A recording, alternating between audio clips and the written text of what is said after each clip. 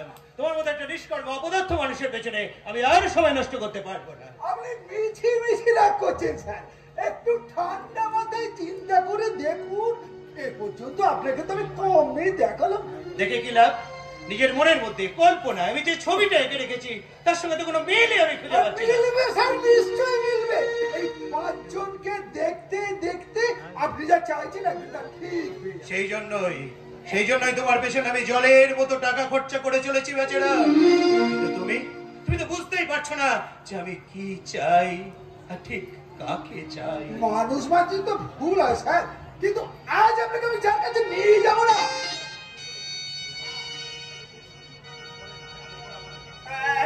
দেখুন স্যার দেখুন, এখন আপনার পছন্দ মাফিক কটায় 25। আর রূপের কথা যদি বলে, রূপটা তো মানুষ নয় বেচারা, এটা হলো মানুষের ছায়া।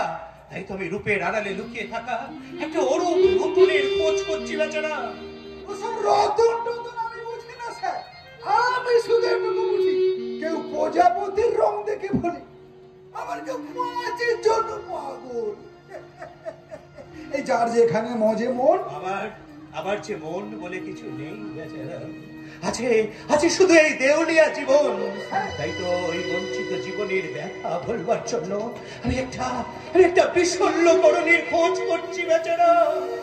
ঠিক আছে স্যার, ঠিক আছে, এই আমি তাহলে সন্ধ্যাবেলা এসে সেই বিশ্বহরির কাছে আপনাকে নিয়ে যাব। না না না, আপনি কখনো আসতে পারবেন না। রূপা, তুই আমাদের কথার মধ্যে কেন এলি বল দেখি? বাবা, এই বেচারা, তুমি যাও। বাবা তুমি বলো তো, কেন তুমি আমাদের মান সম্মান নিয়ে এমন করে খেলা খেলছো বাবা? বলো কেন? তোমার একবারও কি তোমার নিজের বয়সের দিকে তোমার কোনো খেয়াল নেই বাবা? বয়সের দরিয়ায় আমি ভাটার টানটা বুঝতে পারছি বলেই তো জীবন নদীতে একটা নতুন জোয়ার আনতে চাইছি। কিন্তু বাবা, আমি যেতে কষ্ট পাচ্ছি, তুমি কি সেটা দেখতে পাচ্ছ না বাবা? তার চেয়ে হাজার গুণ বেশি কষ্ট নিয়ে আমি যে খ্যাপার মতো একটা পরশ পাথরের খুঁজে ছুটে চলেছি। কিন্তু বাবা, তোমার কেন কিসের এত যন্ত্রণা? সে তুমি একটা নোংরা মেরে নেশায় মেতে উঠেছো। উত্তর দাও বাবা, উত্তর দাও। জানতে চাস না রে রূপা, তুই জানতে চাস না? তাহলে তোর পায়ের নিচে থেকে সব মাটিটা সরে যাবে, আমাদের এই বাপের সম্পর্কটা করে ভেঙে চুরমার হয়ে যাবে। তার চেয়ে তুই আমাকে আমার নেশাতে মজে থাকতে দে রে রূপা, আমাকে আমার নেশাতে মজে থাকতে দে। বাবু, ওই জঘন্য নেশায় মজে থেকে আপনি রূপার জীবনটাকে লজ্জার অপমানের কুয়াশায় থেকে দেবেন না। আমি আমার ব্যক্তিগত জীবন নিয়ে বাইরের কারোর সঙ্গে কোনো আলোচনা করতে চাই না। আমার ভালো মন্দ নিয়ে কিন্তু ওর কথা বলার অধিকার আছে, কারণ ওকে আমি ভালোবাসি। রূপা, এরকম একটা চালচুলোহীন ভ্যাগাবন্ডকে তুই ভালোবাসিস? মেয়েরা ওই রকমই হয় কাকা বাবু। দক্ষ রাজার মেয়ে পার্বতী শিব ঠাকুরের মতো একজন ভিখারির জন্য প্রাণ দিয়েছিলেন। কিন্তু রূপাকে তো আমি সেই ভুল করতে দেবো না ইয়ং ম্যান। তোমাদের ভালোবাসার ভূত কি করে নামাতে হয় সেটা আমি খুব ভালো করেই জানি। বাবা, আমি তোমাকে বলছি, তুমি দেখো ও একদিন অনেক অনেক বড় হবে বাবা, অনেক বড় হবে। সেদিন তুমি ওকে নিয়ে নিচে গর্ব করবে বাবা। রূপা, ওইসব গরম গরম কথায় কোনোদিন রান্নাঘরের উনুনটা জ্বলে না রে রূপা। দারিদ্রতাই গরিব মানুষের গৌরব। যিশু খ্রিস্টের মাথায় যেমন কাঁটার মুকুট। তোমাকে আমি সাবধান করে দিচ্ছি উদাস, এরপর থেকে তোমার এই গলার আওয়াজটা যেন আমার কানে এসে না পড়ে। বাবু, ঢাকের বাদ্যিটা অসহ্য মনে হলে আপনি নিশ্চয়ই আপনার কানে আগুন দেবেন, কিন্তু ঢাক শুদ্ধ ঢাকি আপনি বিসর্জন করতে পারেন। আমি কি পারি আর না পারি তা কিন্তু তুমি জানো না উদাস। শোনো, আমি তোমাকে 1 মাস সময় দিচ্ছি। ওই 1 মাসের মধ্যে তুমি রূপার কথা ভুলে গিয়ে এই অঞ্চল ছেড়ে চলে যাবে। আমি আপনাকে 1 মাস সময় দিচ্ছি স্যার। এর মধ্যে আপনি নিজের মেয়েকে নিজের হাতে সম্প্রদান করার জন্য মনে মনে প্রস্তুত থাকুন। এটা আমার কথা নয় স্যার, এক প্রেমিকের প্রতীক্ষা। পৃথিবীতে হাজার হাজার যুদ্ধে জয় পরাজয় হয়, কিন্তু ভালোবাসার যুদ্ধে কোনো পরাজয় নেই। ভালোবাসা মানে ভিক্টরি। ইউ সোয়াইন, বেরিয়ে যাও আমার বাড়ি থেকে। নিশ্চয়ই যাবো স্যার, আমি অহংকারী হলো অবাধ্য নই। তুমি বাজে কথা বন্ধ করে এখান থেকে যাবে কিনা শুধু জানতে চাই। আর একটা কথা বলবো স্যার, আমার ঠিকানাটা আপনি রূপার কাছ পাবেন। এর মধ্যে আপনি নিজে মনে মনে প্রস্তুত করুন নিজের হাতে নিজের মেয়েকে আমাকে সম্প্রদান করার জন্য। By, good bye. শয়তানটার এত বড় সাহস যে আমার বাড়িতে দাঁড়িয়ে আমাকে চ্যালেঞ্জ জানিয়ে যায়। বাবা, বাবা আমি তো তোমার মেয়ে বাবা, বলো না বাবা, তুমি বলো না, আমার চাওয়া পাওয়ার কোনো দাম কি তোমার কাছে নেই বাবা? আমার চাওয়া পাওয়ার কথাটা তো কেউ ভাবে না রে রূপা। এই জীবনে যে আমি কি পেয়েছি আর কি হারিয়েছি সেই হিসাবটা যে আজও মিলল না রে রূপা। কথা আমি যে ভাবতেই পারি না রে রূপা। কথা দে, তুই আমাকে কথা দে, তুই উদাসের কথা একেবারে ভুলে যাবি। তুই আমাকে কথা দে, তুই উদাসের সঙ্গে কোনো সম্পর্ক রাখবি না। কথা দে রূপা।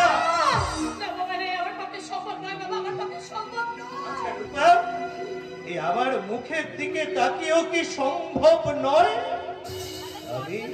আমি যে তোর বাবা রে রূপা, আমি যে তোর বাবা। তোর ছোটবেলার কথাটা মনে পড়ে না রূপা? যখন আমার মুখ ভার দেখলে তুই আমার কাজ ছাড়া হতিস না। তোর এই ছোট্ট মুখখানা আমার বুকের মধ্যে গুজিয়ে তুই ফুপিয়ে কাঁদতিস। আর আমি অসুস্থ হয়ে শয্যাশায়ী হলে তোর দু নয়ন কেমন চোখের জলে ভরে যেত। আর আমার হাতের খাবার তোর পেটে না গেলে তোর যে পেটটাই ভরত না রে রূপা। আজ সেই তুই।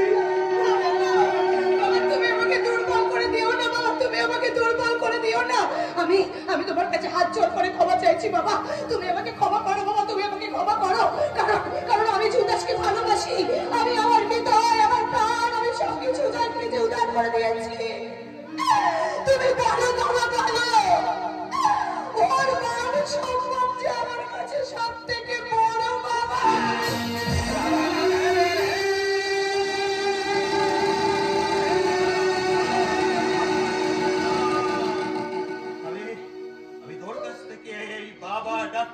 শুনতে চাই না রে রূপা। একটা চালচুলোহীন ভ্যাগাবন্ডের সম্মান যার কাছে আমার থেকে বড়, তার কাছ থেকে আমি বাবা ডাকটা শুনতে চাই না।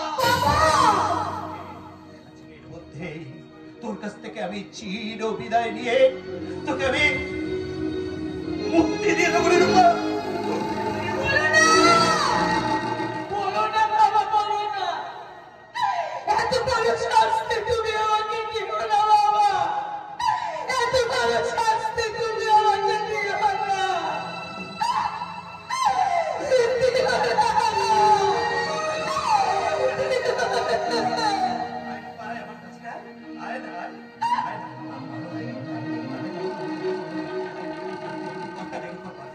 তুই আমার অবাধ্য হবি না? বল না উদাসের সঙ্গে তুই কোনো সম্পর্ক রাখবি না? আমাকে কথা দে, কথা দে।